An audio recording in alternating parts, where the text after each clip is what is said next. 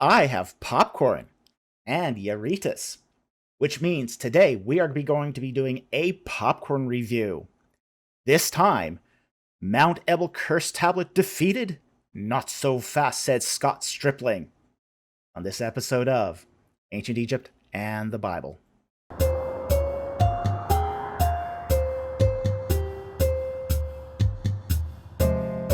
Okay, today we are doing a popcorn review. Now, we had actually planned on doing a popcorn review for January.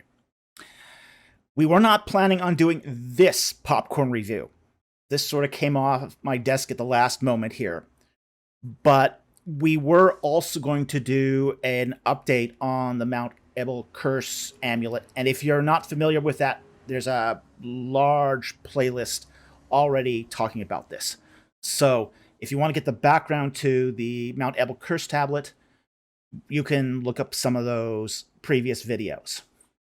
Now, for those of you who are not familiar with this saga, ABR went through a wet sifting project at Mount Ebal where they found this small 1 inch by 1 inch lead object. And it was presented to be a defixio, which is a curse amulet. Now, the findings of, say, ABR here have been very, very controversial. And ABR, for those who don't know, is the Associates for Biblical Research. And they were the organization that was helping Adam Zertel do the wet sifting. Some of his field diggers were from ABR.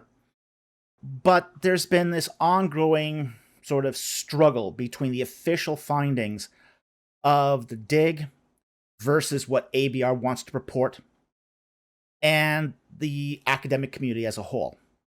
So what's happened recently is 3 articles came out in the same journal basically discussing this particular issue of this find. So what we're going to do is go through this video, which was on Sean McDowell's channel. Now, Sean McDowell has a history with this as well, which is he was one of the first people to interview Scott Stripling after Stripling's press release of the amulet. So that's sort of the background of this. Now, the 3 articles that just came out panned it. Completely panned Stripling and his finds. And I think with good reason.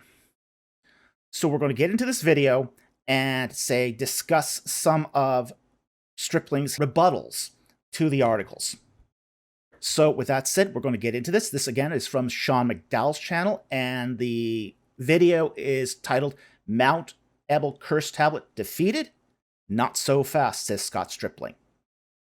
And we'll start it now. Has the case for the curse tablet, bearing the first Old Hebrew inscription, been officially put to rest? Our guest today, archaeologist Dr. Scott Stripling. He is one of the members of the team who originally discovered the object that we're going to discuss. It comes from a mine in Lavrion, Greece, which was in use in the Late Bronze Age. And normally that would be the end of it. However, 3 journal articles, professional journal articles, have been critiquing the find, and Scott Stripling is back to offer his response. Scott, it's good to have you back. I've been so looking forward to this since you contacted me. I've been fascinated just following this journey, learning. It should be noted that McDowell and Stripling are good friends. Okay. Biola and ABR are joined at the hip. Biola gets a lot of its donors thanks to ABR's support. And in return, Biola gives ABR a lot of good press. So, yeah, if they seem buddy-buddy, it's because they are. So much myself, eager to dive in. Thanks for coming back and be willing to offer your response. hey, Sean, thanks for having me on and giving me a chance to speak to this ongoing story. So maybe just kind of remind us somewhat briefly of the find, what you think it reveals, and why you believe it's significant before we get into the critique and your response. In December 2019, we sifted the dump piles that Adam Zertal had left behind at Mount Ebal, east and west dump piles. And the east dump is very ashy. It was material that he noted was from the altar. The west dump is very different from that. We recovered through wet sifting a small folded lead item that we believe is a tablet or a defixio. And using tomographic scanning, we were able to penetrate the lead and see what we believe are proto-alphabetic letters on the inside of that. We published this in Heritage Science, and we gave our... It should be noted that Heritage Science is a very, very strange journal to post a finding like this, okay? Now, we've covered that in one of the previous updates on the Mount Ebal Curse Tablet.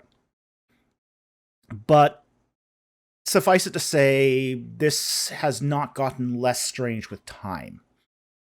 The whole idea of publishing in a non-specialist journal like Heritage Science is...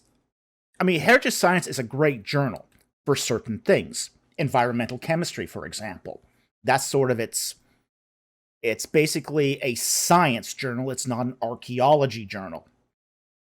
So to publish something like this Defixio in a science journal as opposed to an archaeology journal was just raised red flags to just about everyone who was looking at this. Proposed interpretation with all the nuances that we realize that there's many different ways to read this. It can be read forward, backward, top to bottom, and so forth, but a proposed reading of it. And this was responded to recently by a series of scholars that I would like to say I admire all of them. Okay, Ami Mazar in particular. I'm honored that he would disagree with me. Been a lifelong fan of his. Aaron Mayer is certainly a senior archaeologist in Israel. Naomi Yahalom Mack, also a professor from Hebrew University, and did a great job on the lead analysis. So I look forward to interacting about those things. I would note that their choice of journals was curious because Aaron Mayer is an editor of IEJ. And so you have the editor assessing his own work here, and that's a little problematic. Well, okay. This is not so problematic. The Israel Exploration Journal had run a special edition on the Defixio tablet. It's not at all uncommon for editors to submit articles for a special journal like this. Special edition. This is not problematic. He's just sort of making a mountain out of a molehill here. The editor's journal article would have to go through the same peer review process as the rest of the contributors. So this is just a kind of a weird objection by Stripling. It might be a valid critique if it was only his article on the tablet in a special edition.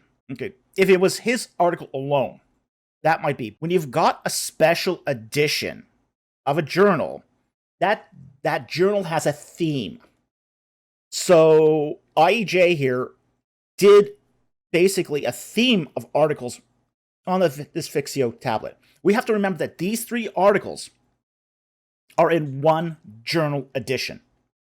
So this is not at all strange for an editor to make a contribution to a themed journal. Not all strange. So I don't know what Stripling is trying to get at here. It's also the accusation here that the editor would be reviewing his own journal. Well, as editor.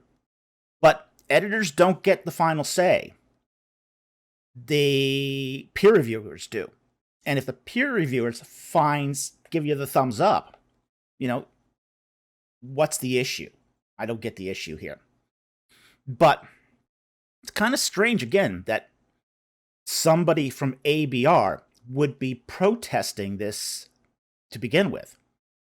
ABR has its own journal that often bypasses the peer review system when they took over the NEAS. I mean, the NEAS journal is infamous for having its own board members publish in it. So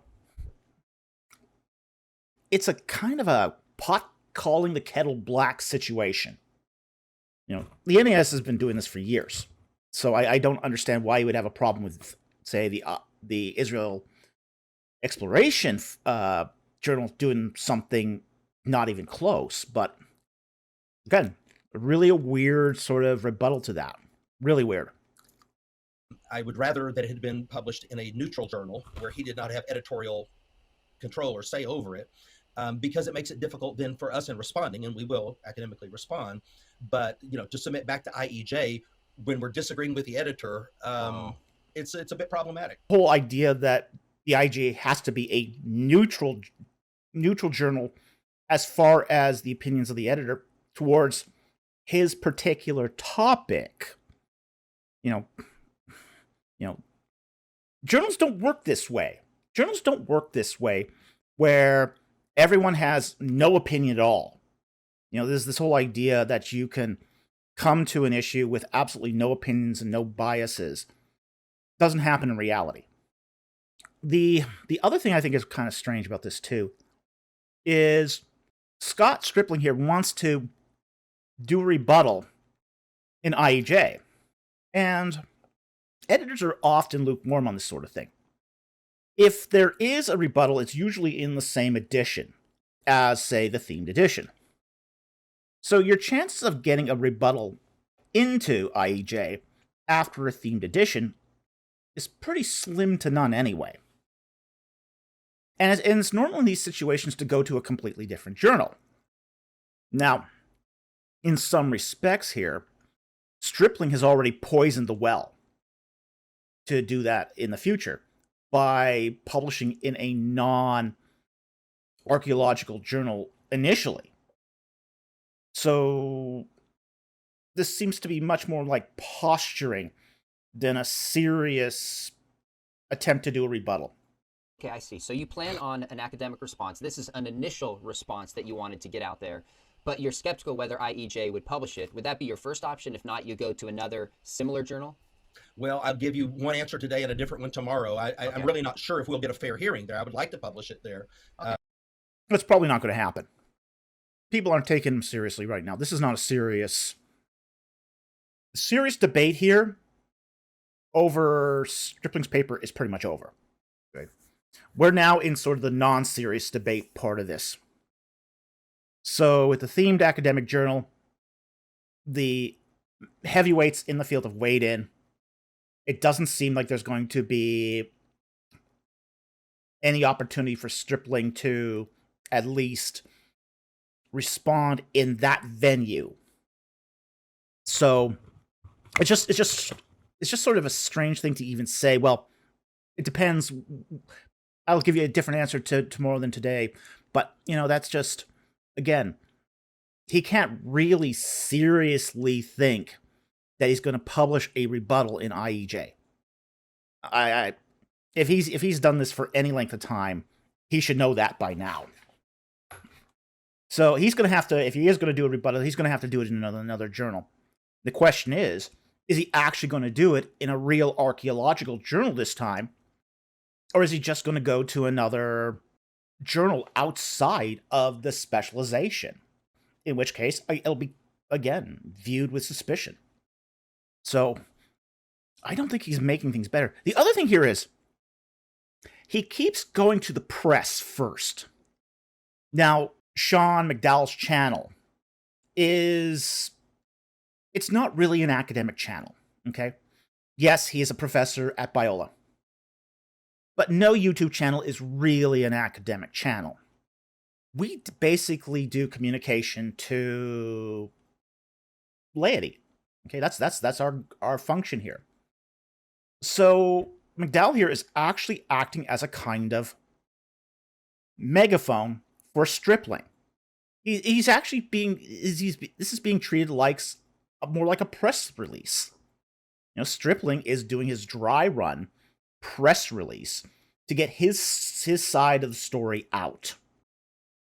When what he should probably be doing is going back to the research and putting together a proper peer-reviewed article, which is what he should have done in the first place.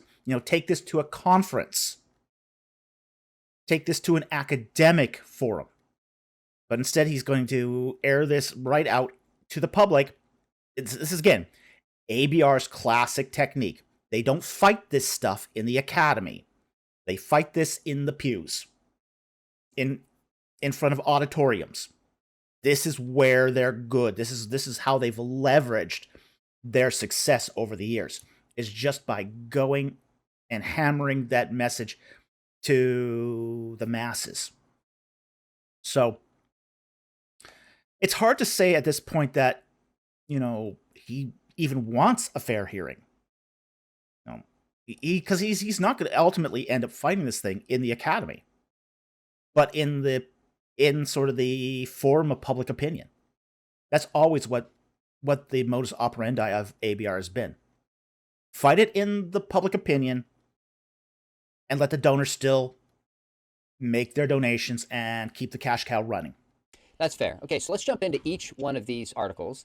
And I apologize in advance if I mispronounce one of the scholars' names. And if I frame this question in a certain way, we're dealing with very nuanced things that in some ways are above my pay grade. Just reframe it for us so we understand where the debate is at, and then offer your response. So one of these articles, again, that this appeared in the Israel Exploration Journal, is by Nama Yachalom Mack. And it says, it's titled The Source of the Lead in the Mount Ebal Tablet. Now, by the way, these first two are important, but really the third one that we get to seems most pressing and consequential for the issues that we're debating. But this kind of lays the groundwork we need to get to. So this is called The Source of the Lead in the Mount Ebal Tablet. Now, Yachalom Mack analyzes the tablet through what's called lead isotope analysis and concludes that the lead can be sourced to the mines in Lavrion in Greece, which, as I understand, is one of the largest, richest, and oldest in the Mediterranean region. 100 square miles the size of this mine is, and it dates from the 4th millennium BC until the late Roman period. That is a massive, massive time frame. And he says this analysis is inconclusive as to the dating of the tablet. So here's his conclusion, then I want you to jump in. He says the suggestion of Matsar that the alleged inscribed tablet is in fact a fishing net weight sinker is supported by the results presented here, as additional net sinkers are isotopically consistent with the Mount Ebal artifact and were likely made of lead from the same source. Now, our next article, we're going to get to the fishing weight sinker and your thoughts on that. But his analysis is basically that's kind of inconclusive, and we can't use the lead to date this thing in the way you guys suggest. First of all, Nama is female. Professor Yachalom Mack is female. She did a really good job. I'm the one who asked her to do the isotope analysis. She did a fair job on it. She brings up something slightly that Mayer and Rolston go into in depth, which is a straw man argument. And there's a number of these that I'm going to point out while we're talking today, saying that we said things we didn't say. I never said that was the source of dating. Never said it publicly, never said it in writing, certainly didn't say it in the Heritage Science article. And I think we can grant Stripling this one. I have not seen him claim that the source of dating for the tablet was isotopic analysis. Okay, so I think he's right that this is a straw man. However, what he does use for dating is pretty specious, which is his ceramic analysis. I think his ceramic analysis is just out in left field. But that is what he's using for dating, is ceramic analysis, not and to some extent the epigraphy. But I think that's really where I think the articles in many respects are kind of focusing on too. So he's right. We'll have to give this one to Stripling. The idea that it was dated by isotopic analysis is a straw man, okay? Because they never did claim that. It comes from a mine in Lavrion, Greece, which was in use in the late Bronze Age. And normally, that would be the end of it. It's also in use in many other periods. However, we all agree, and as you know by now, Sean, we don't all agree on very much, but we all agree that around 1200, there was a massive collapse of civilization in the Levant. And so exports from the Aegean into Canaan, Israel, cease or come to a trickle around that time. So therefore, as Rolston and Mayer point out in their article, a different source of lead is used in Iron Age 1. Now that's very important. Yachalom, here we have the analysis of our lead. We know that it's in use in LB. We know that a different, according to Rolston and Mayer, and they're right, a different source of lead is being used in Iron Age 1. Well, there's only two choices for dating the tablet, and we'll dig into that a little bit deeper in a minute, and that's LB2 and Iron Age 1. So if it's from Lavrion and it can't be Iron Age 1, then it must be Iron Age 2. It's implying that, it's suggesting that. I never said on its own that proves anything. I'm saying that it's plausible. So I think it's a bit of a straw man argument, but that's my response. It should be noted, though, that Late Bronze 2 is a very, very long period. So the whole idea that it's saying what he wants it to say, which is late bronze 2A may not actually work out. It could be just as easily late bronze 2B. And that's a difference of 200 years there. And Stripling knows this. So while I think it's suggestive of that basically late bronze, I don't see any reason to doubt that. There's a huge range of late bronze there. So again, and the other thing matter is, just because we had a collapse of civilization around 1180, 1184-ish, doesn't mean that the collapse happened everywhere at once. We do know that that collapse was staggered. Some, like the Hittites, will collapse sooner than, say, the Egyptians that sort of hold out for another 100 years. So it's hard to say how exactly the late Bronze Age sort of edged out the Greek source for lead. So I think we have to be a bit more circumspect about this than Stripling is implying here. Okay, so let me try to sum this up if I understand it. We're going to come to another article that offers a proposal for what this lead object is.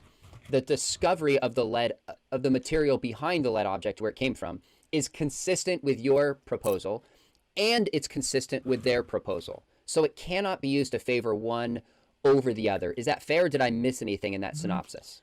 Only that Mazar strongly implies that it's Iron Age 1, that this tablet, or as he would call a sinker, is Iron Age 1. And what I'm saying is, in their own article, they say that lead from Lavrion is not being used in Iron Age 1. So I think it does favor my view, but it's not conclusive in and of itself. The lead wouldn't actually favor either one, okay? Yeah, Mazar thinks it is Iron Age 1. Stripling thinks it's late Bronze 2A. But the lead itself could be that borderline late Bronze 2, Iron Age 1. So it doesn't really favor Stripling's position as much as he would like to think it does. So again, I think what's happening here is Stripling is overstating his case. Does it deny that it's a sinker? Not exactly. But it doesn't exactly favor the defixio interpretation either. So I think Stripling has to be more careful here. And he's not cautious about this, which is how he got into this problem in the first place. We based our dating on three things: the epigraphy, the archaeological context, and the source of the lead. He based it on epigraphy, that's true. The archaeological context, that's problematic, because this is taken out of a fill. That fill goes from late Bronze 2B into Iron Age 1. So what he's really basing it on is actually a type of ceramic typology, which is he's dated some ceramics, some pretty controversial readings of 4 pot shards, essentially. And I've looked up some of his references for these pot shards, and they are, he's again not careful about how he handles his sources. You know, some of them said, well, yes, this is part of a crater from late Bronze 1B, but it continues on into late Bronze 2B. So, you know, when you look up some of his sources or how he uses that archaeological context, there's issues. And the fact is that when it comes right down to it, this is still an object that was taken out of a fill. The context has been destroyed. So the context alone can't tell you if it's going to be late Bronze 2B or Iron Age 1. It's in a fill. It's in a jumbled mix. Basically, a fill is when they take the digging, they do the digging at an archaeological site, take that basically stuff they dig out, that earth, and throw it into a pile. You can get all sorts of mixed up stuff at that point. So the context is going to be a lot more difficult here to ascertain. Now, the epigraphy, that's really where he's going to have to put his focus on if he wants to make this thing work. Because without the epigraphy, he has nothing at all. So here's a suggestion by Matzar in his article, and this is titled, again, it's the same journal as before. This is in the Israel Exploration Journal.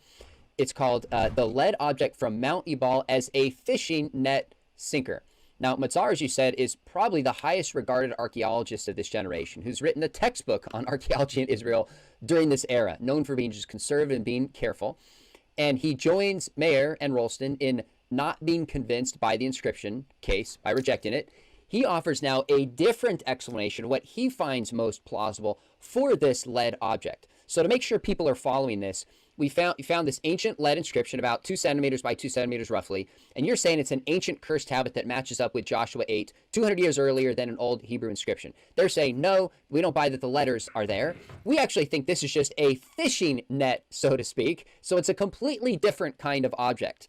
Now, they propose it as a fishing net weight, and here's some of the evidence they put forward. So I'll lay it out so people are tracking with this so you can respond. They say it's similar to other lead objects from the time and era during the occupation at the site of Mount Ebal. These kinds of sinkers were common during that area and match the material, weight, and size of the tablet.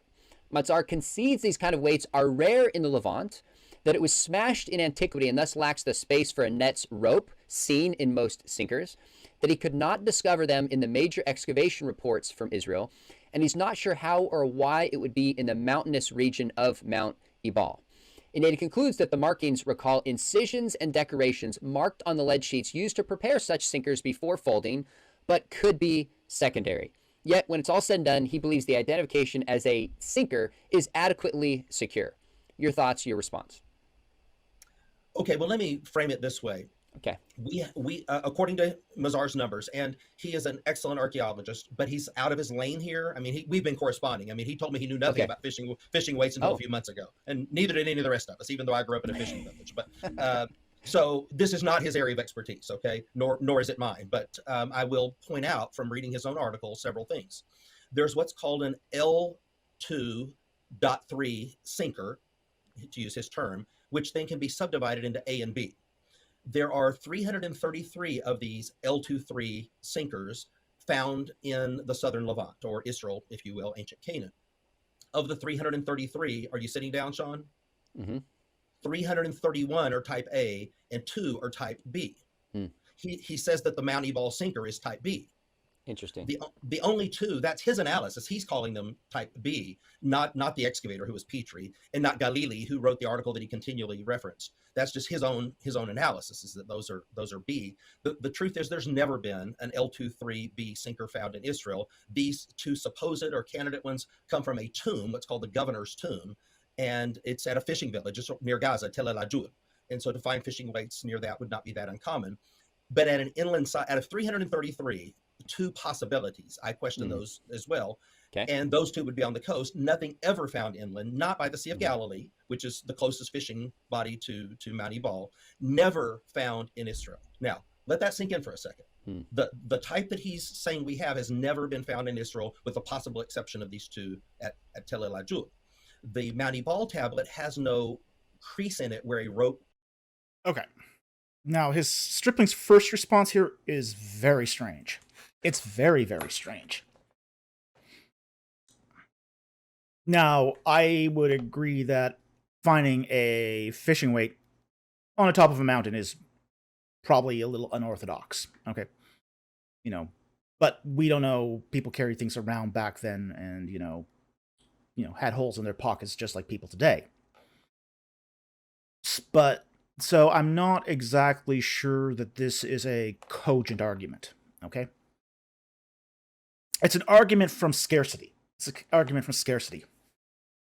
It's basically saying that this can't be a fishing weight because we don't find this sort of fishing weight in Israel in the late Bronze, early Iron Age. And that might be true. That might be completely true. But we also don't find lead defixio tablets in Israel during late Bronze 1, early Iron Age 1. So it's not logically consistent. So I find that very troubling that he would basically say, oh, it can't be a fishing weight because of scarcity. But, it's got to be a defixio because even though we don't find it anywhere else. Sauce for the goose here is sauce for the gander. If it can't be a fishing weight because of scarcity, well, why should this be a defixio because of scarcity? The other thing is, even though this may or may not be a fishing weight, I don't know, this doesn't preclude it from being some other kind of weight. Lead is heavy. Lead has been used for weights going all the way back. Now, fishing isn't the only kind of possible weight out there. I mean, for example, what if this is a curtain weight of some kind? Well, it's possible. Maybe not likely, and maybe, again, not found in Israel proper. But the article at least opens the door to another reading, and this is where I think Scott Stripling went off the rails, is that he didn't consider other possibilities. We have to understand that for ABR and Stripling, this is a winner-take-all argument. For Stripling, this has to work out. Yeah, he's going to demur later on and basically say, yeah, this is a side issue for me. No, it's not. They need this site to be Late Bronze 2A. They need this. If they don't get this, one of the fundamental tenets of ABR's organization, which is an early Exodus date, falls through. And if that falls through, ABR has no reason to exist. So for Stripling, this is a high-stakes game. This is a winner-take-all proposition. And this is why they're betting the farm on this. They're betting the farm on this because if they lose this, the early Exodus date has nothing to stand on. Late then Zertel's dating of the site will remain Late Bronze 2B, early Iron Age 1, and that supports a late conquest, which supports a late Exodus. And this is why they're fighting this tooth and nail. Where a rope would go through to connect to the net. He concedes that. He said it must have been smashed in antiquity, but of course has no proof of that. And the fact that it's inland, he offers no explanation for that. So those are my problems with this identification. I think as Shakespeare would say, methinks thou protestest too much. Okay. Fair enough. Did I miss anything else from this? Ironic. It sounds like Rolston, who also graciously came on just so folks know and offered a response to the original critique, which is a lot in his article that we're going to get to. Anything else from this that gives you pause? So it sounds like, in sum, if I'm going to capture this, what we have is there are sinkers that are known. They match some of the material and some of the size, but of the kind that is at the Mount Ebal that was discovered there is incredibly rare, number one. And number two, it's never found inland. That's a problem. And the kind of string that would go through it is... Lead defixios are not found in Late Bronze Age Israel either. Again, this is an argument from scarcity. It's not a valid argument. And again, it applies just as much to his find as it does to Mazar's analysis. All right, let's do it. Okay, so this is in the third article, again, same journal, and this is written by two scholars, Aaron Mayer and Christopher Rolston. Again, Rolston came on this channel before, offered a great analysis, and this is titled, The So-Called Mount Ebal Curse Tablet, A Critical Response. Now, this is longer and more in-depth and has more details than you and I could go into. So we'll try to put a link and reference below. Folks can go read that themselves. And these are professional journal articles, but they're very readable to non-specialists in this area, even like myself. And first off, they raise some just kind of methodological concerns for the entire project itself. And one of the things that Rolston Mayer ask is they say that you guys claim there's kind of a text on the outside of the tablet and some that's on the inside of it. And they said, since the inside text requires tomographical analysis, why not begin with analyze the potential text outside and using what's discovered there to go inside rather than the reverse? That seems easier and more logical. I agree. In hindsight, that's what I would have done. And that is kind of problematic, okay? Because if there's text on the outside, how is that affecting the shape of the text on the inside? That's a very, very sound point. Is if we can identify for sure some text on the outside, then when you do your basically tomography on the inside of the amulet, you should be able to then see if there are bumps and contours that may have been caused by text on the outside. So this is a deep methodological problem of their analysis. Okay, fair enough. All right. Next. Okay. Methodological, they also challenged the reliability of the find stemming from Mount Ebal itself, since it was collected but not sifted until 3 decades later of the excavation. They say not necessarily probable, but possible it was brought there after the excavation, and even the sifting material itself could have been corrupted or polluted in some fashion. It's possible, and I mean, I have always been open about that. I don't even think that they think that's the case. They're just pointing out that it's possible. Yeah, and I'd agree. I'd agree here. They are probably not saying it's probable. However, there is and it's not just when you're doing basically a sifting project like this 3 decades after the fact. It's not just that someone could have come along and dropped an item on the fill pile later on. But there's also the potential that somebody in antiquity dropped a lead tablet at a later date on the surface. Because one of the things that in archaeology, surface finds don't have any value. So if this was on the surface, it probably just would have been scraped off and put into the fill pile with nobody thinking anything about it, because anything found on the surface is not going to have archaeological value. So if they didn't recognize it as a tablet defixio immediately, and they wouldn't be able to tell if this was on the surface, if it's deeper in the fill, and it's all being mixed together in that fill pile. That's a problem. Okay? So it's going to be really, really hard to secure context here. And this whole matter of surface finds is a tricky issue in archaeology anyway, because they're not datable. Anything found on the surface is not datable, at least not using stratigraphy or even comparative ceramics, because it's on the surface. It has no context. So we don't know whereabouts in the stratigraphy this would have been found, because there's no recollection of how the dig pile was excavated, how it was filled. None of that's recorded. So I think this is, it's the whole idea that this is just, say, someone dropping it around there recently. There's more issues here involved than with the whole fill pile thing being done 30 years after the fact than just, somebody recently dropping an item in there. But that's the deeper issue here with dealing with fill piles, though, is you just don't know where in that context, it's in that archaeological context, that fill came from. One more methodological critique is they also question the identification of the site as the site of the altar that's mentioned in Joshua. And here's a quote that they say: since according to the biblical text, the ritual relating to the altar built by Joshua occurs on the slopes of Mount Ebal, facing Mount Gerizim on the southern slope. Zertal's suggestion to move the location of Mount Gerizim to the northeast of Mount Ebal, they of course argue is suspect.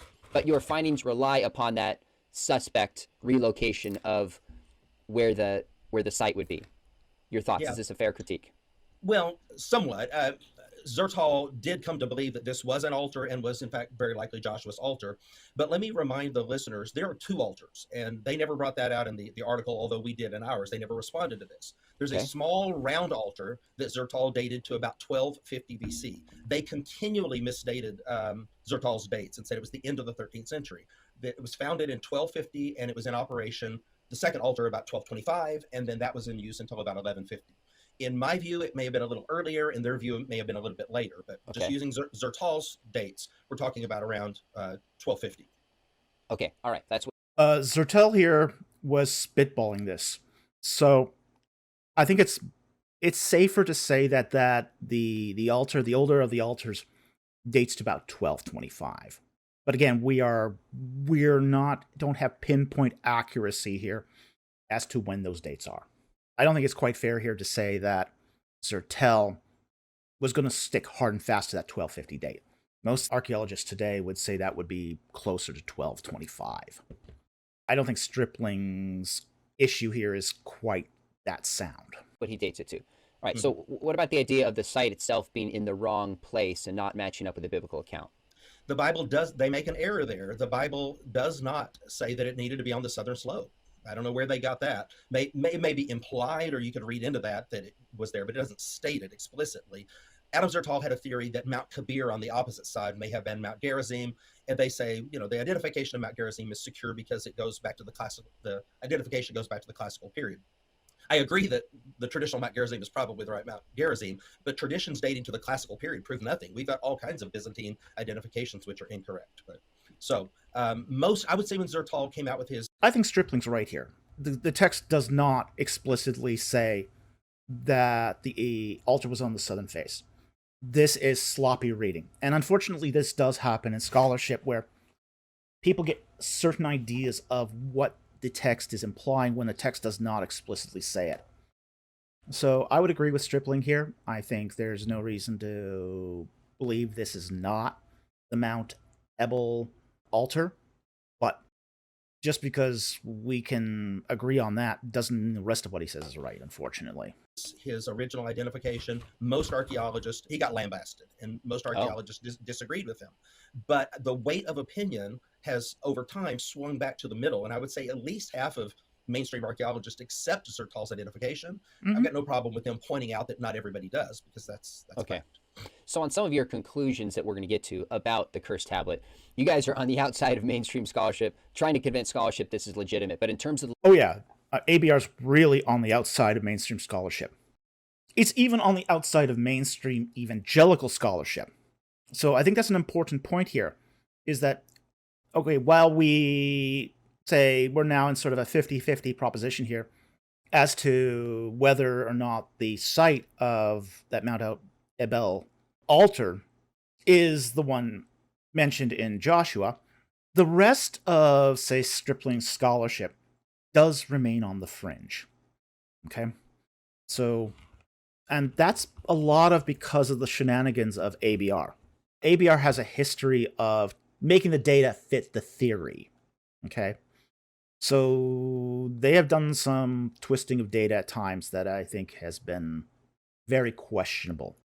So that's why ABR stuff tends to be more on the fringe, even though they agree with basically a split over the use of that site on Mount Ebal. Location of the site, this is pretty mainstream accepted. That's not where the debate rests. That's correct. Okay, fair enough. All right, here's where I think the heart of the debate really is. When I first talked with Rolston, here's where he just pushed back as an epigrapher. And I realize you have epigraphers on your team and you're an archaeologist, but if this tablet dates to the right place and to the right time, but there's not actually letters here, then obviously this whole case falls apart. So at the root of the question... Okay, if there's no letters on this tablet, they're done. This thing's over. Because he's got nothing to base his epigraphy on, and because he's doing epigraphic dating, there's no letters, there's no dating. And if there's no dating, his whole theory here falls to bits. So it's really, really important that there's an inscription on there that not only can be identified, but properly read. And if those two factors don't exist, this thing's done. Question is, are the letters actually there? Rolston and Mayer say they're not. At least the 48 are not, possibly a handful, but not the 48 letters that you guys have advanced. So make the case why you don't buy their critique that the letters aren't there. Well, Rolston is certainly an expert in this field. I invited him early on to be a part of the collaboration of the tablet 2 different times, and he never responded to my emails. But the fact... From what I gather, Rolston didn't want anything to do with ABR. That's the real reason he didn't respond to Stripling here. The fact is that people who get in bed with ABR don't get out of bed with ABR. Okay. It's just bad for your reputation to get involved with ABR. It destroys careers. It destroys careers. So, yeah, he just didn't. It would be my guess that he didn't want anything to do with Stripling, given the history of his organization. So I can understand that entirely. But it does give Stripling some plausible deniability to say, "Oh, well, we asked Rolston, and he never answered us back." Well, I can empathize here with Rolston's position. I mean, I wouldn't want to get involved with ABR. That I reached out to him shows that I respect him, and he's certainly an expert in this field. But both he and Mayer were on the record before our publication ever came out that they were extremely doubtful that there was going to be anything there. And then, of course, they now published their work. What we said was, yes, they were doubtful, and rightfully so. Part of the reason was they were doubtful was just the way this thing was released. I mean, Stripling at the press conference didn't produce any of the tomographic scans. He just gave the epigraphy, the proposed epigraphy. Only a little snippet of the epigraphy. So, Rolston was accusing Stripling's organization here of potentially cherry-picking the data. And I can see this again from Rolston's position. That's a problem when you go to the press and you just pick out one word and say, this tablet has writing. Basically from your pencil sketch. Well, that's not data. We needed to see the tomographic scans. And when we did finally see the tomographic scans, because Galil released some of them, there's nothing there. Absolutely nothing. So this is problematic. If what Galil is releasing shows that there's nothing there, why should we take Stripling's good word for it? I've got 3 epigraphers on my team. One from Prague, one from Germany, one from Israel, who are all showing me ancient letters through the tomographic scans on the inside. Okay.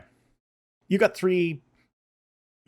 One from Prague is really more of a technician than an epigrapher. Okay. The 2 serious epigraphers on his team were Peter van der Veen, who has a history of very, very controversial readings. He is the guy that's responsible for the so-called Berlin Israel pedestal inscription. So, but Peter van der Veen is an early Exodus dater of the David Roll persuasion. So, this was sort of Scott Stripling's attempt to forge a coalition between ABR's early Exodus daters, and David Roll's early Exodus daters, so they could come together and form a kind of a beachhead here for this sort of Hail Mary attempt to take ground in the Exodus debate. Now, Gershon Galil is not an early dater, but Gershon Galil had street cred, at least at the time. Now we know he's got a serious case of pareidolia. But back before this fiasco began, it was seen that Galil added credibility to this lead amulet project. Instead, what ended up happening was Galil destroyed the credibility of this project. He just burned it from stem to stern with crazy readings. So it's doubtful here that we have good epigraphers on the staff of his team. And frankly, anybody who is a good epigrapher probably didn't want to get involved with ABR to begin with. Based upon, I thought I was going overboard having 3 epigraphers. 3 epigraphers are showing me and telling me that they agree that there are ancient letters on there. Then the question was, what does it say? Can we read it? How does it read? And after studying the complex scans for... You have 3 epigraphers working on a single inscription. They all agree there's letters. None of them can agree on what those letters are. That's a bad sign. Okay? If that's what you're getting from your 3 epigraphers, that nobody can agree, maybe you should rethink this before going to press. Just saying. For 18 months, let's say, our eyes became very accustomed, because it took me time to be able to see. They would tell me, we see an aleph here and we see a resh there. I mean, sometimes I would look and I couldn't see it, and then eventually I could train my eye to see that. So, Pareidolia. Now, there is a way, an epigraphy method that does involve, living with a text. You basically put up a text that you're not familiar with, and eventually your brain does start to see the text, okay? But if everyone is seeing the text and can't come to an agreement on what that text says, or even the epigraphy of that text, and your inscription isn't clear to begin with, you really better seriously think about your proposed reading before going on the limb. This is just really unwise what Stripling did here. My team had the advantage of being able to study those 3D scans over a very long period of time. We said in the article, this is what we think it says. Okay. One member of my team, Gershon Galil, took a very maximalist approach and said, I'll say he took a maximalist approach. He found 48 letters. It's one of the craziest readings I've ever seen. Totally confident this is exactly what it says. Peter and I took a more conservative approach, and if you've read our article, you can see that. We note where we disagree within there. But we said, to the best of our ability, this is... Wait, you and Peter agree? You're not an expert in epigraphy. You're not even an epigrapher. What does your opinion matter here? Or is this the editor editing his own stuff? I mean, this just sounds kind of loony. It's plausibly what it says. It's what we think is the best reading that we can offer. We were not in any way dogmatic, but are there letters of that? I'm 100%. Oh yeah, you were dogmatic.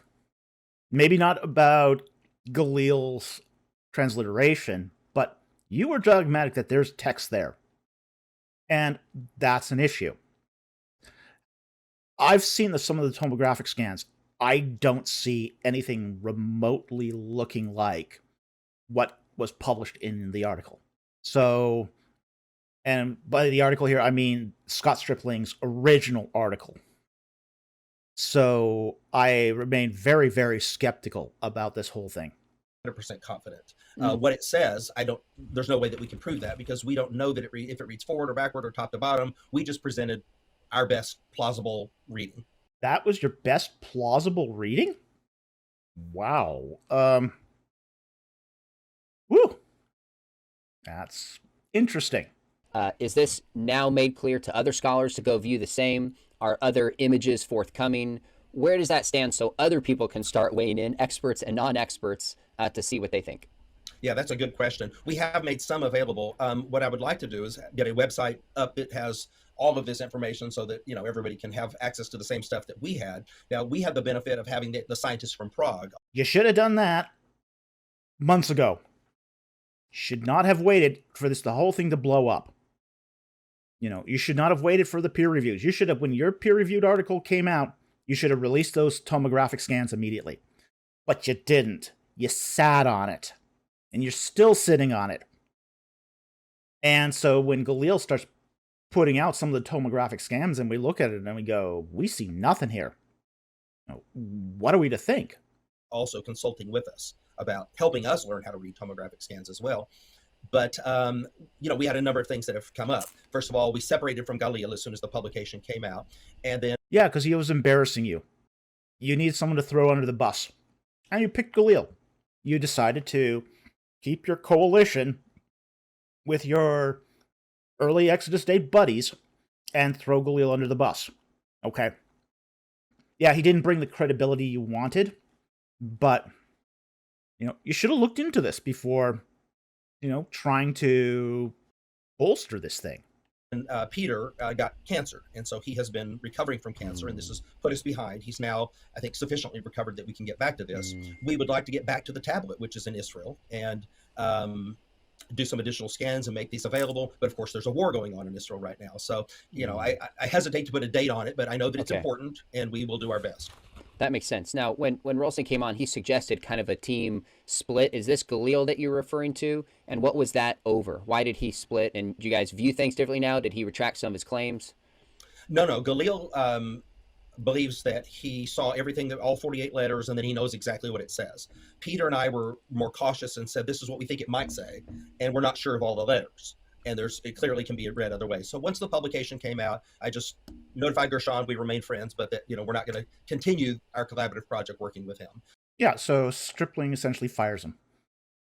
When Galil did not give Stripling the street cred he thought he would get, basically Stripling fires Galil. Now, I mean, this is a collaborative project, so it's not like Galil had a job here where he's being paid by Stripling, but he basically gets his walking papers from Stripling because Galil proved to be more of an embarrassment to the project than giving the project the street cred that Stripling wanted to get to begin with. So this is very Scott Stripling. He'll make hires at and then just say, okay, here's your walking papers when he doesn't get what he wants out of this. So again, this is totally a Scott Stripling move. So I saw this one coming when he had leaked after the release of the paper that one of the members would not be rejoining them for the redo. I said at the time, yeah, I bet you dollars to donuts he gave Galil his walk-in papers. So this was so predictable it wasn't even funny. He was very insistent on his reading in his way, and I'd like a more open, collaborative approach.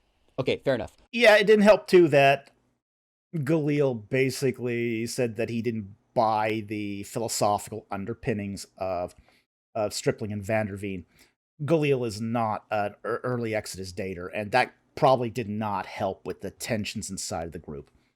Because we do know that ABR likes consensus on that one issue. Are there other epigraphers who are convinced? Are there any other mainstream epigraphers who agree with you and would take a different assessment than, say, Ralston and Mayer? Nope. And if so, who are they? Yeah, that's a good question. Yesterday, a mainstream epigrapher, I got an email from someone. I don't know if he wants his name out there or not, but... Well, considering that Scott Stripling thinks Peter Gert Vanderveen is a mainstream epigrapher... makes me doubt that the guy who just called Stripling was a mainstream epigrapher. So, I've got reservations about this. Okay, but what's Stripling gonna stay here?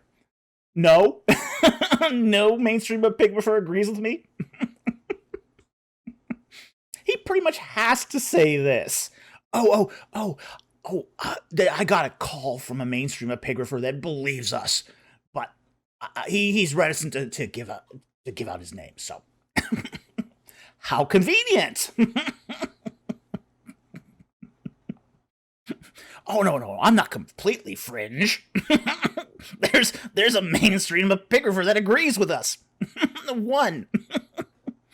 What's his name? Oh, I don't think I should reveal that. Ooh. Oh. Yeah, we'll see. But I have my doubts. Are we going to limit this expertise to epigraphers and paleographers only, or what allows us to chime in? Because Mayer is not an epigrapher, I'm not an epigrapher. Yet we're Yeah, but you did chime in, and the fact is too that a lot of people who may not be experts in epigraphy can still have an opinion on this.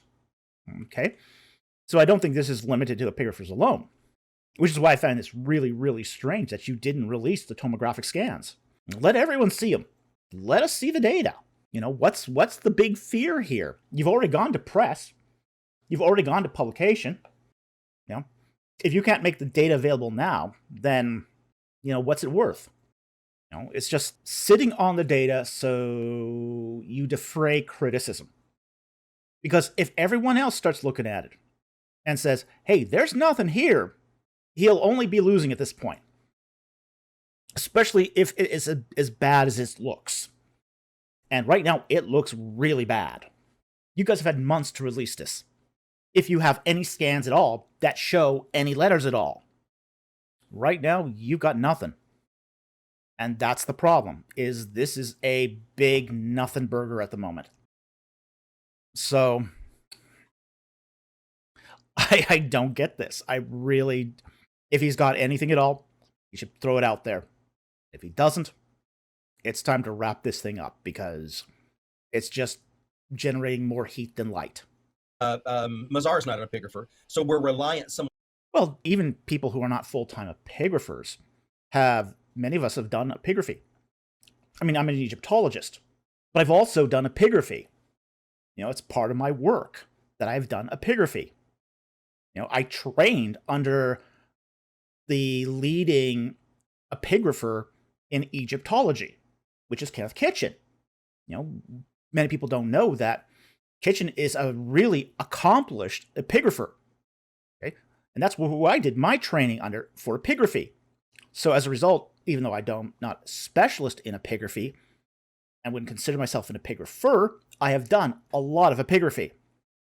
So that's not a great excuse to sit on the tomographic scans. So you should release these. I have the 3 epigraphers on my team, and we have the peer reviewers who reviewed this. We have the scholars mentioned in the article, and yes, lots of people have contacted me expressing support. This too raises the question, who were the peer reviewers on that article? Because, there's not a lot of true experts in West Semitic inscriptions. Okay? We know that Stripling published his article in a journal that was not an archaeological journal. A journal that, quite frankly, is inappropriate for the field of archaeology. So then, we have to ask the question, were the peer reviewers for that journal also inappropriate to judge an article on archaeology? It's a valid question. We don't know who the peer reviewers were. So, okay, you might have had 3 epigraphers. But who were your peer reviewers? Were they competent to judge the article? And if not, why then select a journal that is on, say, the fringe of the archaeological field at best? It doesn't make a lot of sense if you're trying to convince us that you had this team of experts from your epigraphers to your peer reviewers. I mean, we know your epigraphers were deficient epigraphers. As I said before, Peter Vandervee, very, very controversial epigrapher. Galil, we know he's got some serious issues with pareidolia. The one from Prague is not really known for epigraphy. Again, your field of experts is getting very, very thin, very fast. So I've got serious doubts again about the competency of his expert team. Are there behind the scenes, I guess I somewhat hesitate to ask this, but are there certain political dynamics, who comes out and takes sides professionally? You don't have to say what they are, but when people land on this, are there risks professionally that are greater to support it versus critiquing it? Or is the field just like, hey, we want to know truth, we're putting proposals out there, we're willing to critique it, How does that work in this field as fairly as you can give someone from the outside like myself an assessment of this? Oh, if only it were as you describe it. Yeah, Okay. there's always problems with challenging the status quo. I think that Agatha Christie, who was married to an archaeologist, referred to it as blood on the carpet. Wow. When you start getting into academia in this field. So yeah, the stakes are high. Okay, so what would you say to evangelical scholars? The stakes are high, but they're a lot higher for associates for biblical research. ABR has basically made this a winner-take-all proposition. If they don't win this thing, they lose their side of the Exodus debate. And they're done. I mean, this is not just the Mount Ebal Curse Tablet that sort of dies in the cradle here. It's also the early Exodus date. So they got a lot riding on this. This is a winner-take-all proposition for them. Some of whom I've interacted with, just a handful, since doing a couple of the interviews, who hold a high view of Scripture, but are just critical of the conclusions published in the article. Like, they want it to be true. They'd love to support it. It challenges potentially the documentary hypothesis, like you said, but are just holding back and reserved. What would be your challenge or your thoughts or your message to fellow evangelical scholars? Yeah, I wanted this to be true. I know Rolston wanted this to be true. A lot of us wanted this to be true. This would have been really, really exciting and really great evidence if it were true. But it's got to be true. And I think that's the problem here. The problem here is that we're not dealing with truth. We're dealing with fantasy. I'm fully ready to get on board this thing if they pull up a tomographic scan that shows me everything that they said was there. All right, fine. If you can show me writing on the tomographic scan that is, say, good, solid, clear reading of letters, hey, I'm on board. I'm on board. Now, you still have to probably prove it's Hebrew for me to go with the rest of the conclusions, but that's a different case. But if you just showed me that the Defixio has letters, then I will at least agree it's a Defixio. Okay?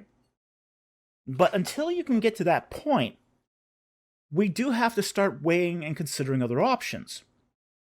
This is what careful archaeology does, is it looks at the evidence and follows the evidence wherever it leads.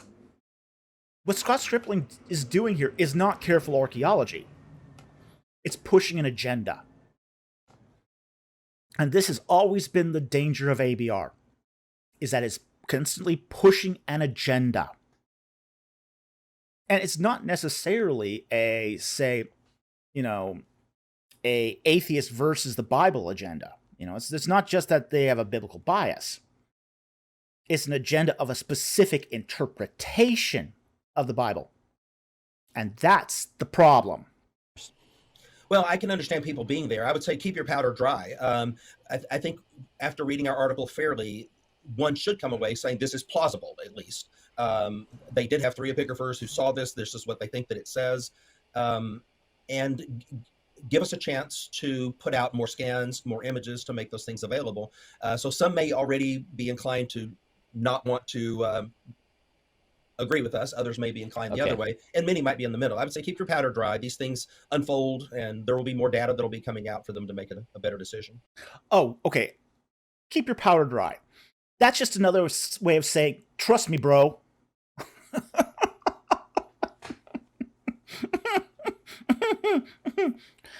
This is the typical ABR stuff, They'll make this big grand announcement. They'll have to walk it back a little. Not much, a little. But they'll double down on it. And they'll say, oh, you just have to wait for more data. More data's coming. Trust me, bro. That's not how archaeology works. We don't make conclusions based upon trust me, bro. We make conclusions based on the data. What does the evidence say? Oh, this is ridiculous. Same old refrain with ABR. Oh, there's more evidence coming. Just wait, there's more. We're gonna show you more. and it never materializes. So you're just ending up keep getting this trust me, bro, trust me, bro, trust me, bro. No. No, we don't trust you. Because you always fail to deliver on the goods. So, it's just the same old story here. Just the same old story. Okay, so help me understand this. We look at the letters that are on the tablet. They look like there's no discernible pattern. There's different sizes, there's different directions. Why would there be no discernible pattern? And are there any other inscriptions you're aware of that have that kind of non-discernible pattern? Yeah, that's how it is in the late Bronze Age. You take this proto-alphabetic script, say from Setabet el Hadim in the Sinai and other places, the Wadi al-Nazm, and that's what they're like. They can be read top to bottom, or they can meander. It can be boustrophodon as the ox plows, which Rolston points that out also. So that's how they are. So like Sinai 375a, Sinai 361, the more recent Lachish Lyscombe is meandering. It goes up and down from top to bottom. If they've got the reading right on that, then it's certainly meandering as well. And that's the way they did it in the late Bronze Age. Oh, let's talk about that. Stripling here is obfuscating. He's obfuscating. Okay, he's obfuscating. A boustrophodon is a text that goes one direction, the next line goes the opposite direction, next line down the opposite direction. It just keeps switching directions as it goes down. Okay? That's a boustrophodon. Okay? Now, he mentions 3 texts here that I happen to have copies of. If we look at Sinai 375a, I'll bring it up here. And it has texts that go in 2 directions, okay? You can see at the top of the text here, there's a cow's head aleph. And the one text goes towards the right-hand side, kind of curling around the top there. The other text basically goes down the side, okay? And it's a bilingual text, so there's actually 2 languages on this text. You have early alphabetic inscription across the top, and Egyptian hieroglyphic going down the side, okay? So that's not really meandering, and it's not really a boustrophodon either. But, okay, let's take Sinai 361. Take a look at that one. Here's Sinai 361. Now, it could be a boustrophodon. Now, this is controversial. There's some epigraphers that think this is a boustrophodon. There's some that don't. But it's also arranged in neat columns. Okay? It's not meandering all over the place.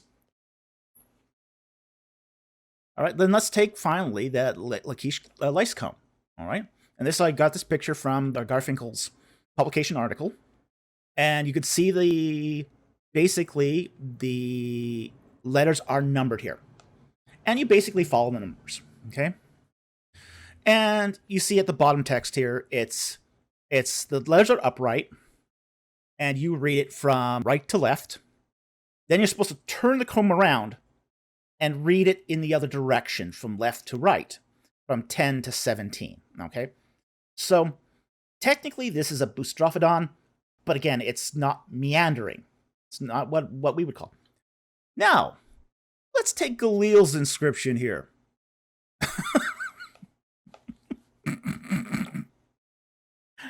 All right, this is meandering. There's no late bronze text that's read like this, okay? It's like a drunken ant walked all over the surface of the tablet. This is ridiculous. Okay, this is absolutely ridiculous. And what Scott is doing here is he's doing an apologetic for this. And no text in the ancient world was written like this. Okay? So Stripling's attempts to justify a meandering text where there's no order at all to how it's read is just crazy talk. I mean, this is cuckoo for Cocoa Puffs. No one should believe this stuff. Okay? No one should believe this for a heartbeat. But this is what Scott Stripling is trying to justify, is a meandering text, a text with no order. And one of the things we do see when we bring up the text he cites is those other texts, like from Serbit el Khadim, are highly ordered texts. And you can see they're highly ordered texts. This is a jumble. Again, this presumes that there's even letters on this thing at all. And that still has remained to have been proven. And then there's questions about, are letters even there? And folks like Rolston, who have been more critical, said they certainly don't buy the 48. You and your team originally differed over exactly how many are there, but took a more larger view that there are letters there.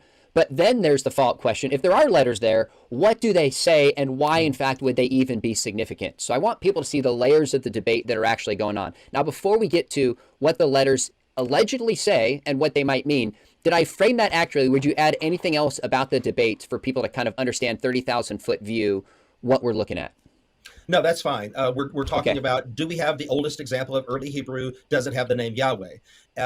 Peter Van der Veen has, as recently as yesterday, said that he thinks that maybe there's something more like 15 to 20 letters. He's, we can't be confident of the 48, but the core of the reading is still there. Yahweh is there, curse is there, and those are more clear. And so in a follow-up publication, I think we will zero in on those because that's really the crux of the matter. Do we have writing? Is it proto-alphabetic? And do we have uniquely Hebrew words like Yahweh?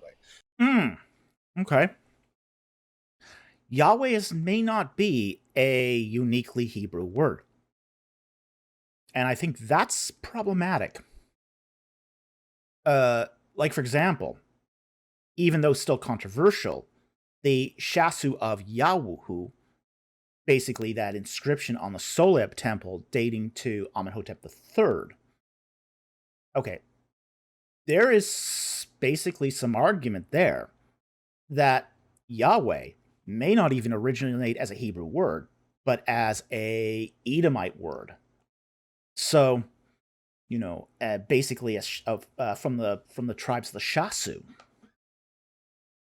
So if this comes from the tribes of the Shasu, Yahweh might not be a distinctly Hebrew word. So I think that, again, Stripling here is not showing due caution. And I think that's problematic. That's really problematic. And Mayer is that we're saying that El and Arur and Mot are uniquely Hebrew. We never said that. That's another straw man argument. Go back and read our Heritage Science article. So there's a number of places where they're saying we said things that we didn't say. The only word we said was uniquely Hebrew was Yah, Yod-Heh-Vav. Yeah, and that's an example of a word, a name, that may not be uniquely Hebrew. Especially if, say, the Shasu of Yahoo bears out. If that bears out, then Yahweh is not a uniquely Hebrew word. And that would be very, very problematic. Okay, so let's take this a little bit further. So if the letters are there, the question is the significance of what they would mean. For instance, words such as El for God, Yahweh, the argument that Rolston and others have pushed back on is that they're not distinctively Hebrew, and they're common Semitic terms across various Semitic languages and, say, cultures. And the same with the word curse. So if this is a curse tablet from Yahweh, and the word Yahweh and the word curse aren't uniquely Hebrew, but are used... Okay, correct that. No, they're agreeing with us that Yahweh is the only word that is uniquely Hebrew. Okay. But I'm saying that's what we said in the first place. So I don't know it's not even a point of discussion. That's what we said in the article. So they're saying we said something we didn't say, that the other words were uniquely Hebrew. In which case, both may be wrong. So, if they are both agreeing that that's a uniquely Hebrew word, they both could be wrong here. Especially if that Shasu of Yahoo pans out. Well, you can't guarantee that that's a uniquely Hebrew word. And that's, again, a lack of due diligence and care. So, just because, I would not expect, say, Rolston to know this, okay? Because, Egyptian inscriptions aren't his field. But Stripling should know this, given how much of that argumentation is used in, say, the Exodus debate. So, yeah, he should know that. If the word Yahweh is uniquely Hebrew, and you both agree on that, then does it matter if the other words like curse are across different Semitic languages? it seems like that would be a secondary point because we'd have Yahweh that is there, which is an early kind of old Hebrew. So first off, am I correct on saying that really it's going to hinge on the word Yahweh, not any of the other words when it's all said and done? I would say yes. First, second would be arur, because if it does relate to Joshua's altar, Joshua's ceremony, then the Hebrew word curse, arur, would be secondary. Okay. All right. So is the debate over whether the word Yahweh is there? Like, when we talk about 48 letters, is that one of the debatable ones? Is that one that's agreed on? That seems like the weight should be on that letter distinctly, that word. Right. And fortunately, that is the more clear part of the inscription. Okay, now there's another problem with this too. Is that just because you have Yod, He, Vav does not necessarily mean you have Yahu or Yahweh. The problem here is that those letters can also be part of the verb to be, and that is common Semitic. So that's another problematic angle of this. And this was a point that was even brought out by Rolston in his previous interview with Sean McDowell, is those letters can have a double function. So if you find 3 letters in isolation on the lead amulet, that doesn't mean you've got the name of God on there. Just doesn't. Again, there's a lack of care here and due diligence. A follow-up publication, we will certainly zero in on that. Okay, so that case has not been really made publicly and people have not been able to assess it yet. Is that fair in terms of the word Yahweh? Or are people, at least other scholars outside your team, agreeing that the word Yahweh is there? Oh, some are. Like I said, okay. I don't know if they want their names used or not. That would be up to them. But we presented it letter by letter, for example, Yod, He, Vav, and rather than showing the combined where they are together. Yeah, a word out of context isn't worth anything. It's not worth anything. You need more than just letters. You need context. You need it used in a sentence to know what is being said. Is it beginning of the sentence?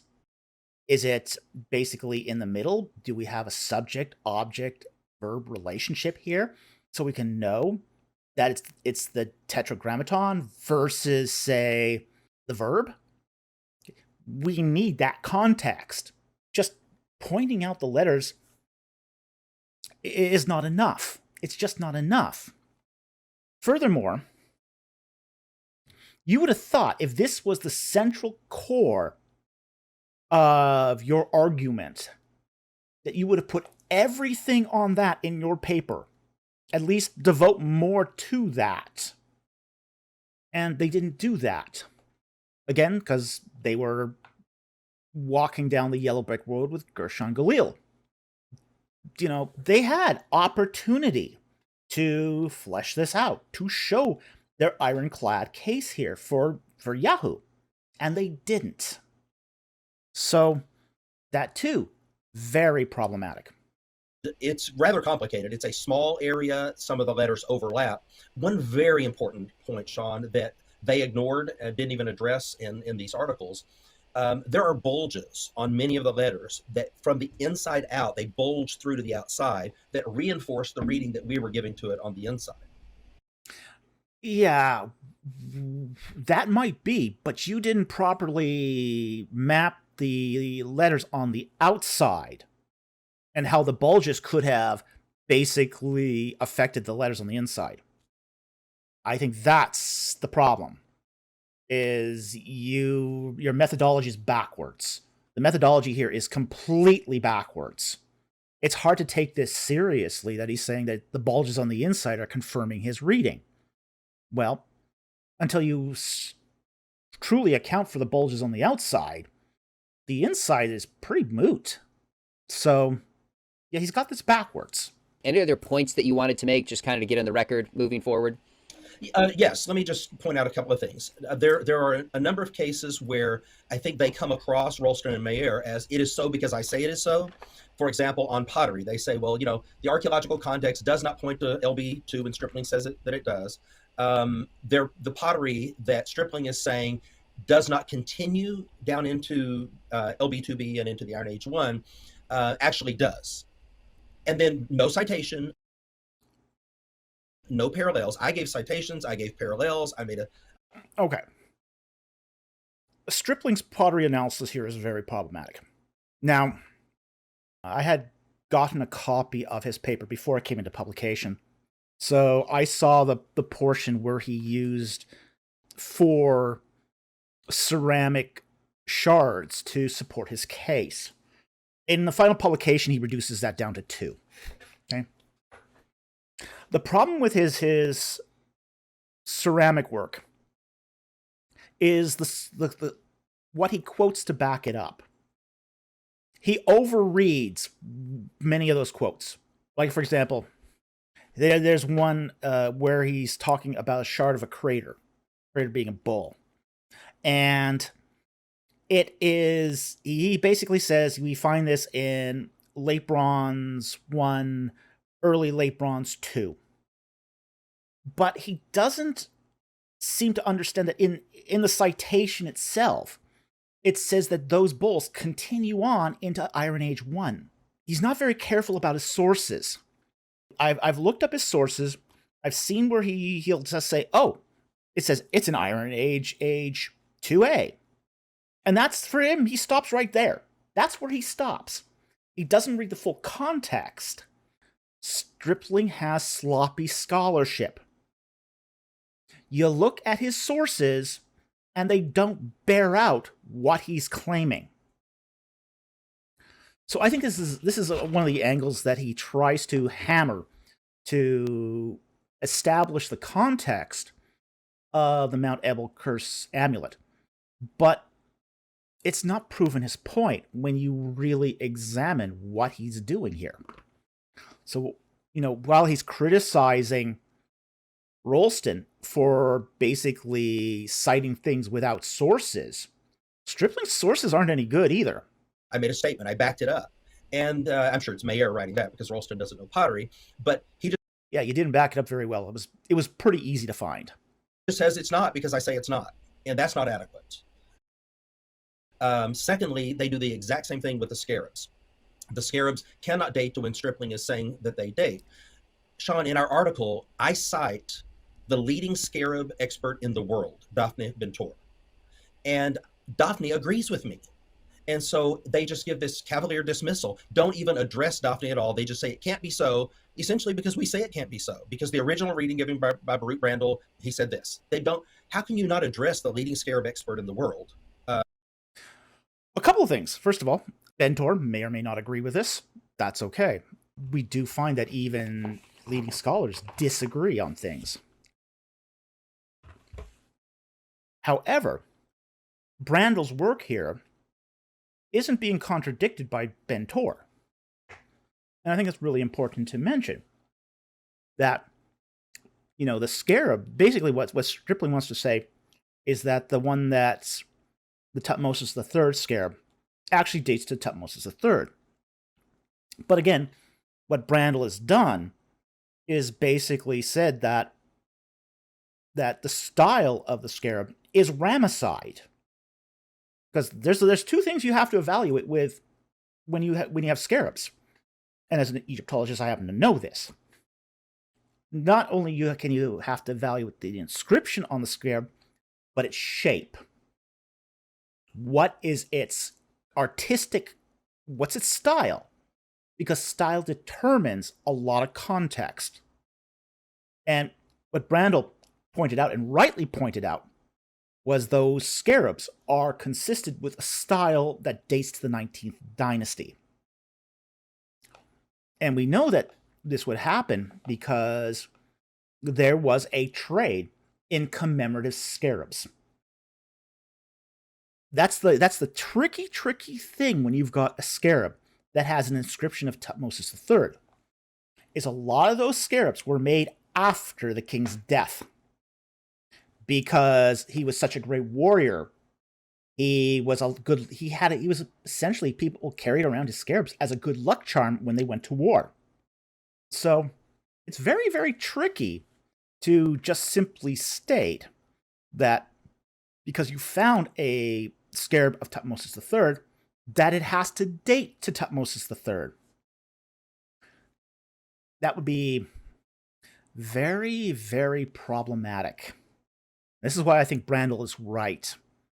And, and I don't, as far as I know, Ben Tor doesn't disagree with Brandl on this one.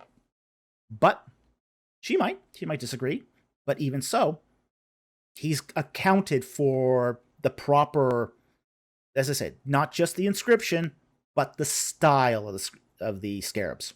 On this issue of the mater lectionis, which is consonants being used as vowels, we get very much the same thing. It can't be so. And then Rolston cites himself on that. He's the expert. So he says he is the expert.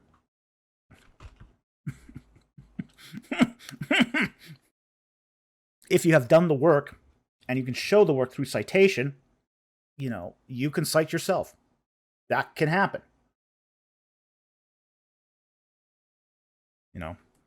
Again, Stripling doesn't have the same body of work as Rolston here on this particular subject. So, again, Stripling is not an expert in West Semitic inscriptions. How does he know that that's an illegitimate citation? You don't want a student to cite himself. But experts do cite themselves frequently. In fact, Stripling's good buddy, Douglas Petrovich, cited himself, 40 times in his book? Don't see you calling out Petrovich on this one. Interesting.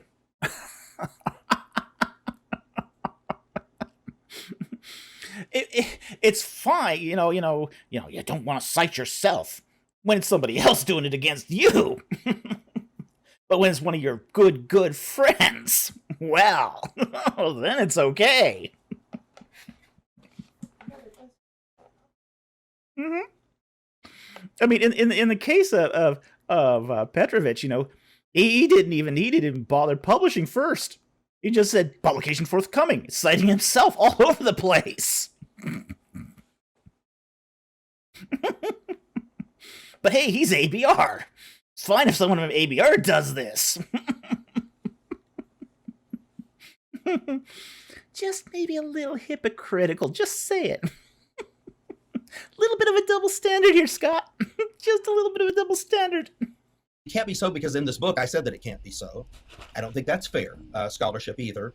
And they're saying that most Ugaritic scholars... Oh, it's not fair. It's not fair. I can't even believe he just said that. I mean, that's just... What? It's done. Okay. I mean, I don't think it's a great practice to cite yourself, especially when there's another scholar that can, fill in that gap. But it does happen sometimes. People do it sometimes. You do cite yourself when you publish things. I cited myself, I think, once or twice in my own book. It's not something that you want to do often, because then you get into this self-plagiarism. But to say it's not fair, what a weird thing to say. Scholars would not accept our premise. Well, who gets to decide what is most? So in other words, some do, some don't. And, is that fair? So I think that was one. I'd say it's probably safe to say that most scholars no longer accept your premise. Okay? Even the ones that were initially on board with you, with Scott Stripling's thing here, have basically abandoned it. It's looking so bad.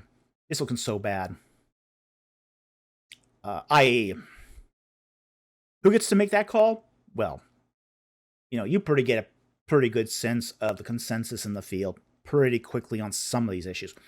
Now, I'll fully admit that sometimes scholars bandy around the whole word consensus when they just mean I don't like you. Okay? I fully admit that it happens. Happens all the time. But in this particular case, where you're proposing something that's so far out on the fringe, this is... I don't know if you can really claim that, well, Rolston doesn't know that this is on the fringe. So, I don't think Rolston's being unfair. Okay? I don't think he's being unfair in the slightest. The other is the straw man arguments, and I've pointed out a couple of those. and so I'll just leave that there, having already mentioned them. Okay. There are some inaccuracies, like variation in letter size. They say, you can't have a variation in letter size, but no citations, no parallels. So if you're going to make a statement like that, our feet are being held to the fire. I think there should be too. If you've seen enough inscriptions, you do get a good sense of what your typical letter sizes are going to be. Okay, let's look at those last those ones he cites. Okay, that has a pretty consistent letter size. Letter sizes here are pretty consistent. There's some variation. Okay, but they're generally roughly around the same size. Quiche comb, same deal. Oh, look, Gershon Galil's thing.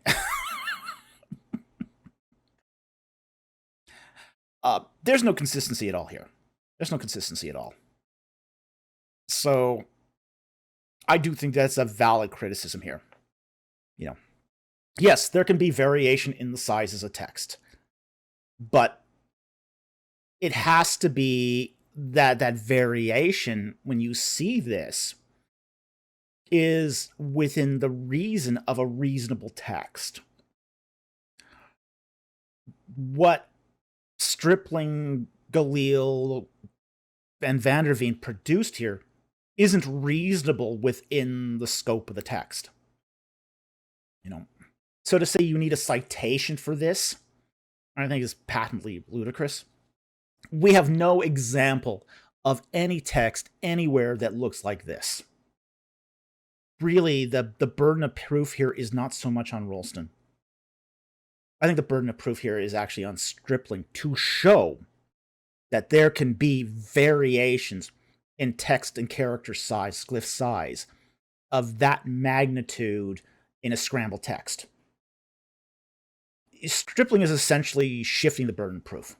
He's asking Rolston to try to prove a negative, when Stripling hasn't attempted to properly prove the positive. So, prove the positive claim, and we might be a bit more convinced.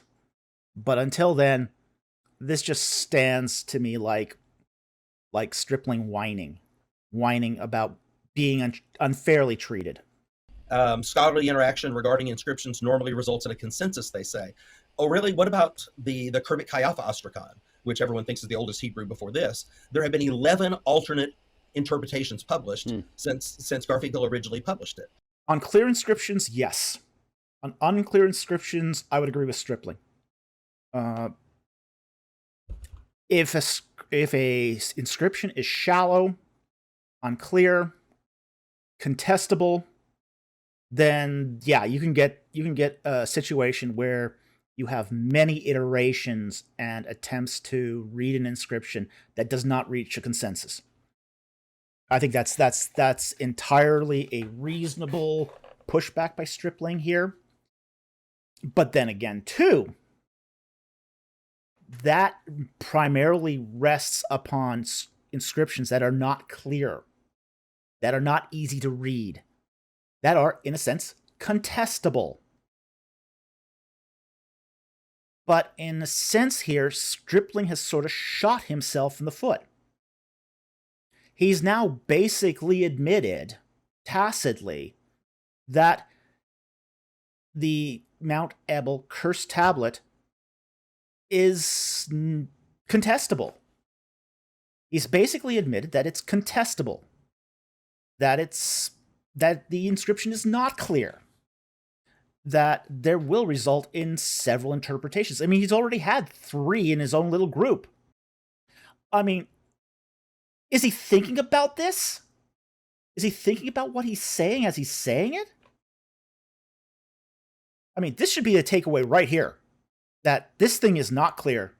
It's going to be contested, and there's probably nothing on those tomographic scans. Okay, that's great. So I've got a few more questions for you. Did they push back in any of these 3 articles in any way? You said, you know what, I need to reassess this. Our team was wrong here. We should qualify our statements. In what ways have you guys reassessed after this public critique, if any? Sure. I wish that we had done the outside before the inside. I wish we had put brackets around Yeah, you should have done the outside first. And the brackets around contestable readings is a must. That was sloppy. Really, really sloppy. This is what we're taking away from all this. This is an example of sloppy scholarship. Sloppy scholarship, sloppy archaeology, sloppy epigraphy. It's sloppy all around. Some more letters, which are fuzzy, to use their term. Okay. So I think some of these things that were brought out by them, we certainly would take into account. These are quality scholars, and we want to glean from them whatever we can.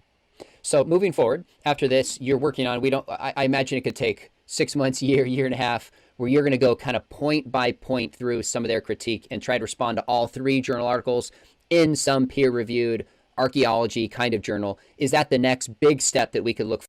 You mean like heritage science? Yeah, probably. For as this story moves forward?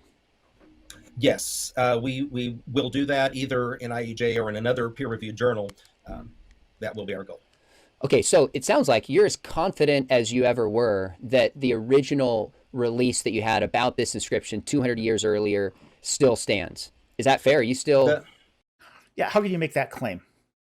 Well, that the script is proto-alphabetic, which would put it in the 13th or 14th century. LB2, in other words. Yes, I am. Do we have...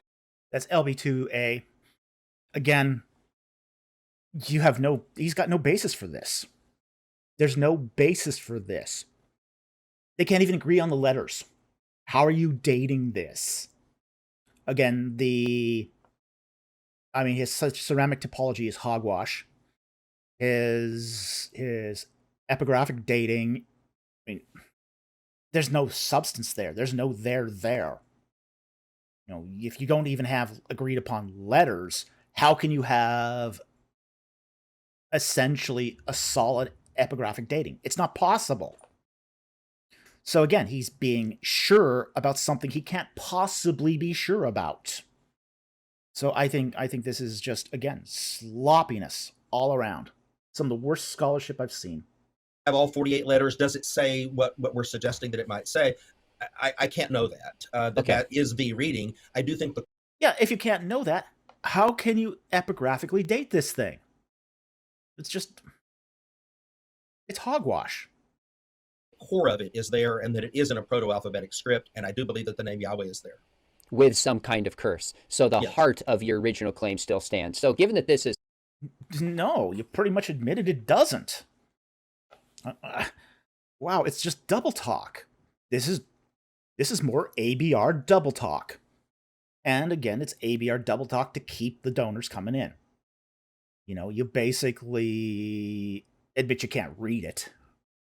And then you double down on epigraphic dating. And all of this is just posturing to keep shoveling in the money. Shoveling the money into the ABR, into the Bible seminary, and to basically support an ideology. Kind of outside scholarship, challenging certain assumptions that many people had. If you had to project in 10, 20 years, are you confident that scholars may start looking at this, assess it, and there could be kind of a monumental shift over time, as significant as like the historicity of David? Like that scholarship obviously shifted as finds were made. Do you see it as being that significant and potentially as powerful? Or do you want to hold back a little bit and maybe not make such grandiose projections moving forward? It's hard to have perspective when you're in the middle of it. And listen, I never even expected to find this. You have to understand. I was doing a boring methodological project on wet sifting to show what's being missed in dump piles from the past. Once we recovered this, we had a responsibility to process it and to publish it to the best of our ability. So that's what we've tried to do. I think our future might be like Zertal's past, in that you have an initial strong reaction, and with time, the pendulum will probably swing more toward the middle. There are some people who will never accept this because you can't see. I understand. It's a tomographic scan. You can't see it. It's hard to accept. You can't see it.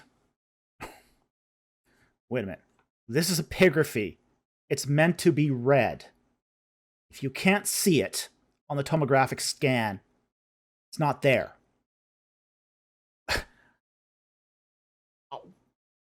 How do we keep entertaining this garbage? You can't see it. It's on a tomographic scan.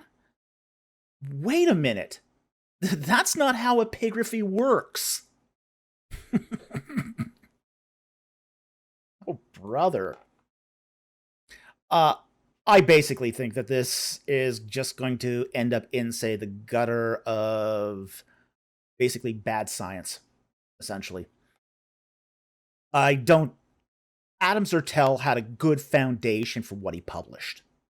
Okay? This inscription does not have that foundation. We're not seeing it on tomographic scans. Tomographic scans essentially show nothing. We are. It's an entirely trust me bro argument. You know, there's no data. There's no data. And without data, we don't have evidence. And without evidence, we shouldn't be arriving at this conclusion that this is a defixio. Because, again, there are now other proposed possibilities of what this could be. So I think this is not... I think he's being very Pollyannish if he thinks that this is going to be someday accepted like Zertel's findings were. So, yeah, there's just no care to the truth here. No, he's got an ideology, and he's going to push that. And even though he's going to say that, hey, you know, this is a sort of a sideshow for me, it's really not. It's really not. They're banking a lot on this. Basically, the Bible Seminary has gotten a large amount of funding as a result of this quote discovery. And I'm sure they don't want that to end anytime soon. So, yeah, they'll continue pushing this for a while yet, but it's eventually just going to fade away eventually. And I believe there will be many who will. I talked with Bill Deaver not long ago, and Deaver was very critical of Zertal. He said it wasn't an altar and so forth. Now, you know, these years later, he's come around more to the middle, and this said it very well could be. And yeah, well, Deaver has come to the middle much, much more. Again, he's going on the evidence. We want the evidence. You know, Zertel, you know, was very evidentially driven. So that's what swayed people, was the weight of Zertel's evidence. That's what we're missing here in the Mount Ebal Curse Amulet, is good evidence. Without good evidence, you can't draw good conclusions. So either release the evidence and show us that, you know, there's an inscription there and what kind of inscription it is, or, you know, just go away, because this is not helping anybody. Okay, so two last questions. You raised concern about one of the editors for, at the beginning, the Israel Exploration Journal. Some people might say, Scott, you have publicly come out for this. You were drinking from a mug that had the curse tablet on it. Someone sent you a hat. You've been known for this. So now you have skin in the game, so to speak. And so now you would be biased towards accepting this and pushing it forward. How do you protect from that? Or would you say in archaeology, you're supposed to kind of plant your flag and just keep making the arguments until they've been drawn out. And then at some point you just go, all right, I've done my best to defend this thing. This is a worthy pursuit, but truth ultimately went out at the end of the day. No skin is lost. We all have presuppositions, Sean. So let's not, and Mayer and Rolston sort of say, maybe Stripling and Vanderveen are trying to support their view of something that's older. Maybe they're trying to support the Bible in some way. Hey, let's not make it like Stripling and Vanderveen are the only ones. Everyone comes to this with presuppositions and lenses, and then we're doing our best to be open-minded and deal with the evidence that exists. So I think I'm certainly capable of looking at all the evidence just like anyone else would be. I think he's downplaying how much he's got vested in this. ABR's got a lot invested in this. Okay? As I said earlier, the site at Mount Ebal basically is going to be a linchpin for how we view the date of the Exodus. If it's a late Bronze 2B, early Iron Age 1 site, then you got a late Conquest. And if you got a late Conquest, you got a late Exodus date. If the Mount Ebal site, it turns out to be a Late Bronze 2 site, Late Bronze 1B, Late Bronze 2A. Then you have basically the conquest being a early conquest, and therefore this lends support to an early Exodus date. It's a winner-take-all proposition for ABR. There's a lot riding on this.